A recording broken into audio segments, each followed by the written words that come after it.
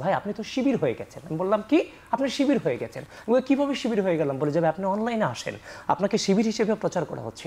জন্মটা এবং বেড়ে ওঠাটাই তো জামাতি ইসলাম এবং শিবিরের যে আকীদাগত সমস্যা, এটার এগেনস্টে আমি বেড়ে উঠেছি। আমরা একটু আবিদকে দিয়ে শুরু করতে চাই। আমরা যেটি বলছিলাম যে ছাত্র দলের প্যানেল বা ছাত্রদল সমর্থিত প্যানেল এখনো ঘোষণা হয়নি, মনোনয়ন ফরম বিক্রির সময় শেষ হয়ে গেছে, শুধুমাত্র জমা দেওয়ার সময়টি বাকি রয়েছে। অন্যরা ঘোষণা করেছে, কেন পারলেন না আপনারা এখনো?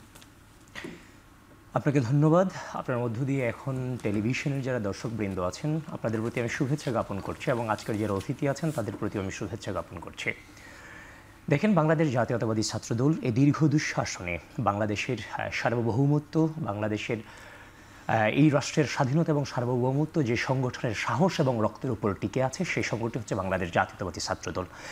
এই দীর্ঘ দুঃশাসনে যখন বাংলাদেশের সবগুলো ক্যাম্পাসে ছাত্রলীগের নির্যাতন, নিপীড়ন, নিষ্পেষণ চলছিল, যখন ভোটাধিকার এবং রাষ্ট্রের মানবাধিকার যখন হরণ করা হচ্ছিল, সকল ক্যাম্পাসে একমাত্র কণ্ঠস্বর ছিল বাংলাদেশ জাতীয়তাবাদী ছাত্রদল, নিঃসন্দেহে।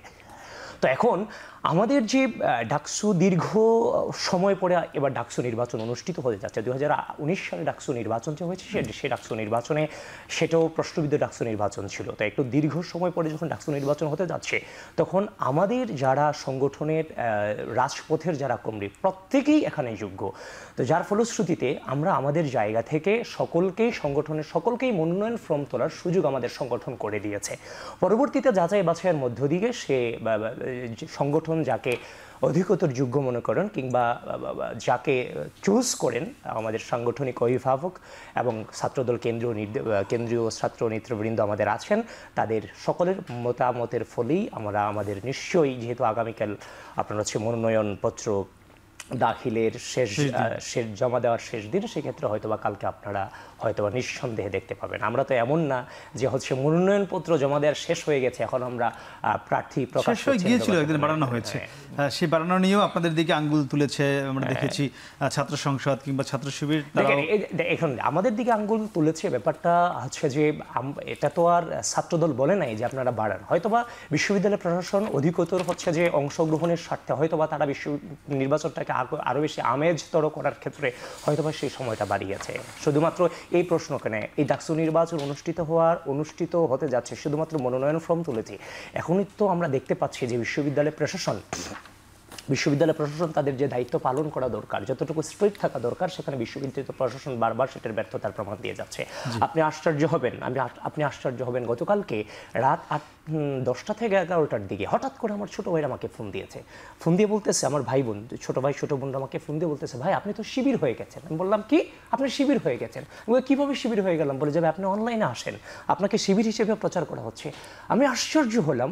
আমি একটা ইনস্টিটিউশনে আমি ইন্টারমিডিয়েট পড়াশোনা করেছি, সেটাকে টার্গেটে রেখে যখন প্রতিদ্বন্দ্বী প্রার্থীকে রাজনৈতিকভাবে মোকাবেলা করে ব্যর্থ হয়, তখন দেখলাম যে বিভিন্ন শিবির কর্তৃক পরিচালিত যে প্রপাগান্ডা পেজগুলো, সেই পেজগুলো থেকে আমার নামে প্রপাগান্ডা ছড়ানো হচ্ছে। হ্যাঁ,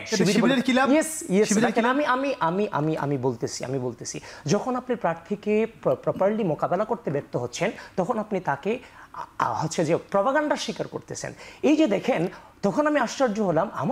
আমার যে গোড়াপত্তন, মানে আমার যে গোড়াপত্তনটা, সেটা হচ্ছে যে আমার যে পারিবারিক গোড়াপত্তন, সেই গোড়াপত্তনটা হচ্ছে যে আমার নানা হচ্ছে যে কুমিল্লার মুরাদনগরের অন্তর্গত দৌলতপুর দরবার শরীফের একজন পীর ছিলেন, অত্যন্ত হক্কানি আলেম ছিলেন। তো আমার জন্মটা এবং বেড়ে ওঠাটাই তো জামাতি ইসলাম এবং শিবিরের যে আকীদাগত সমস্যা, এটার এগেনস্টে আমি বেড়ে উঠেছি। সেই আমাকে হচ্ছে যে প্রপাগান্ডা শিকার এরা করছে। আচ্ছা, এটি কারা করছে বা অন্তর্কন্দ হলো কিনা সেটিও প্রশ্ন আছে। অন্তর্কন্দ যে পেজগুলো প্রচার করেছে এটা হচ্ছে আমরা শিবিরের পেজগুলো প্রচার করেছে। এই যে নোংরামি এবং আপনি আশ্চর্য হবেন, ঢাকা বিশ্ববিদ্যালয়ের যে হচ্ছে যে ঢাকা বিশ্ববিদ্যালয়ের যে পেজগুলো আছে, সেই পেজগুলোতে বিশ্ববিদ্যালয় প্রশাসন বলেছে এগুলো নাকি তাদের কন্ট্রোলে থাকবে। সেখান থেকে অপপ্রচার করা হচ্ছে, যখন আমরা রিপোস্ট করা হচ্ছে সেগুলো ডিক্লেয়ার করে দেওয়া। আমরা নিজেদের কথা বলতে চাই, আমরা নিজেরা কি করব আগামী ডাকসু নিয়ে সে নিয়ে কথা বলতে চাই।